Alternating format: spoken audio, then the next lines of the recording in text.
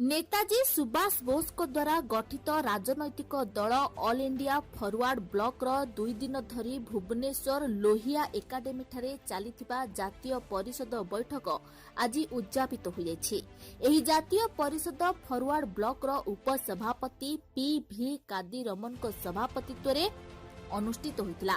देशरे चलीथिबा जनगणक समस्या देशर संकटमय स्थिति उपरे आलोचना होइतिला। उत्कट बेकारी समस्या, दरदाम वृद्धि, शिक्षा, स्वास्थ्य भली मौलिक सुविधार अभाव और केंद्र सरकार को भूल निष्पत्ति फल क्षुद्र व्यवसाय और आत्मनिर्भरशील युववर्ग सेमानक व्यवसाय हरैबा, कृषक और श्रमिक श्रेणी को योजनाबद्ध भाव क्षति पहुंचाइबा विषय विस्तृत भाव में आलोचना कर ଏହି ଜାତୀୟ ପରିଷଦ ବୈଠକରେ ଜାତୀୟ ସାଧାରଣ ସମ୍ପାଦକ ପୂର୍ବତନ ସାଂସଦ ଦେବବ୍ରତ ବିଶ୍ୱାସ, ଓଡ଼ିଶା ରାଜ୍ୟ ସମ୍ପାଦକ ଜ୍ୟୋତିରଞ୍ଜନ ମହାପାତ୍ର, ଜାତୀୟ ସମ୍ପାଦକ ଜି ଦେବରାଜନ, ଓଡ଼ିଶା ରାଜ୍ୟ ସଭାପତି ପୂର୍ଣ୍ଣ ପାଢ଼ୀ, ଆନ୍ଧ୍ରପ୍ରଦେଶ ସାଧାରଣ ସମ୍ପାଦକ ସୁନ୍ଦର ରାମାରାଜୁ, କେରଳ ରାଜ୍ୟର ସମ୍ପାଦକ मनोज कुमार समेत शताधिक जातीय परिषद बैठक में अंशग्रहण करथिले।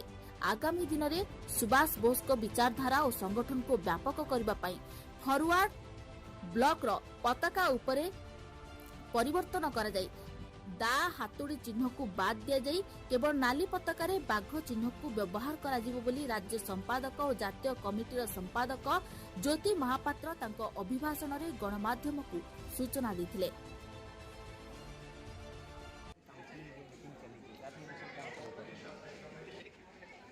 नेताजी सुभाष चंद्र बोस द्वारा स्थापित राजनैतिक दल ऑल इंडिया फॉरवर्ड ब्लॉक निजर सांविधानिक परिवर्तन पर ओडिशा माटी की बाची। ओडिशा माटी जो माटी ने भारत वर्षर सर्वोच्च माने देश प्रेमर सर्वोच्च प्रतीक नेताजी सुभाष चंद्र बोस को जन्म देता से माटी जनमानसर भारत वर्षर जनमानसर सुरक्षा पाई ऑल इंडिया फॉरवर्ड ब्लॉक ये 2 दिनिया बैठक में निष्पत्ति ग्रहण आपण मैंने जानती मोदी सरकार अमल देशर जनजीवन अस्तव्यस्त साधारण जनता दरदाम वृद्धि कहतु, तैल दर वृद्धि कहतु, रंधन गैस दर वृद्धि कहतु, ये सब समस्या जर्जरी शिक्षा स्वास्थ्य भली जो मौलिक सुविधा जोगई बारे केंद्र मोदी सरकार विफल होती। अनुरूप भाव उभय केंद्र और राज्य सरकार जी जनगण को भोट पाई निर्वाचित होती, जनगण को भोट पाइबा परे जनगण के स्वार्थर सुरक्षादाता हवा परिवर्ते कॉर्पोरेट सपक्ष भारत वर्ष संसद में भारत वर्ष विधानसभा मान आईन प्रणयन होची जहाँ फल जनगण ऊपर तार प्रभाव पड़ुछि। शोषित होती भारत वर्षर जनगण शोषण शिकार होती कहला तृप्ति हेब ना। भारत वर्षर गणमाध्यम स्वाधीनता आज सारा विश्वर गणमाध्यम स्वाधीनता तालिका 142 नंबर में पहुंची। ये हूँ भारत वर्ष चतुर्थ स्तंभर अवस्था।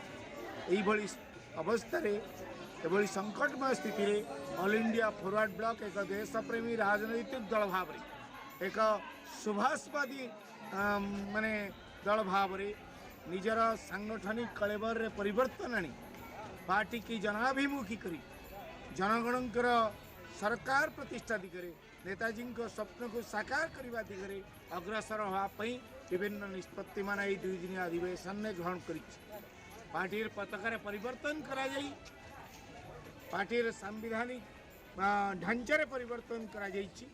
निश्चित भाव में जनगण द्वारा किभली भाव में पार्टी आदृत हो से संक्रांत पार्टी निष्पत्ति नहीं जातीय परिषद बैठक।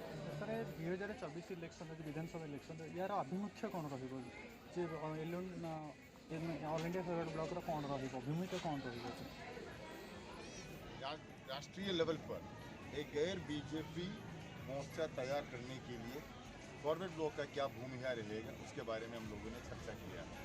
चर्चा करके हम लोगों ने निर्णय लिया है एक गणतांत्रिक धर्मनिरपेक्ष और सेक्युलर और पामबंदी एक गठबंधन राष्ट्रीय लेवल पर जरूरी है।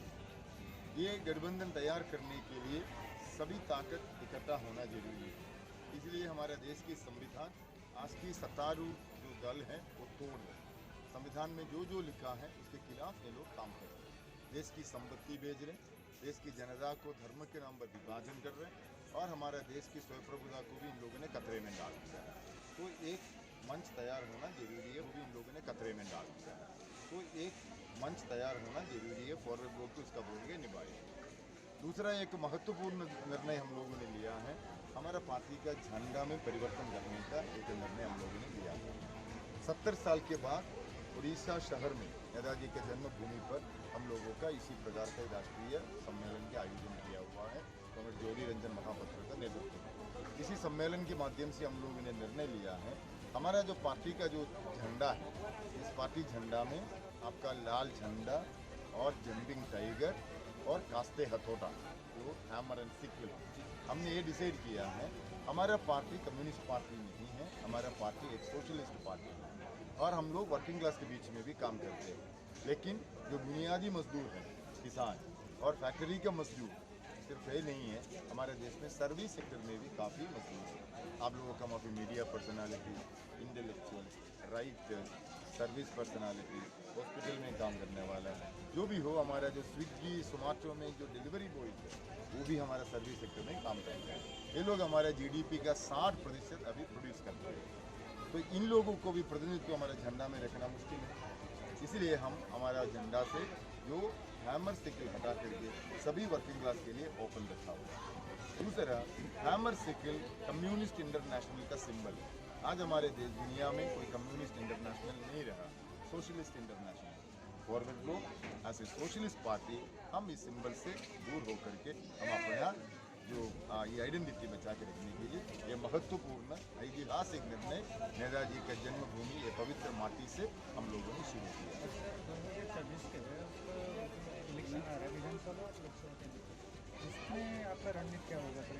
ये विधानसभा का चुनाव के बारे में हमारा जो राज्य कमेटी के ऊपर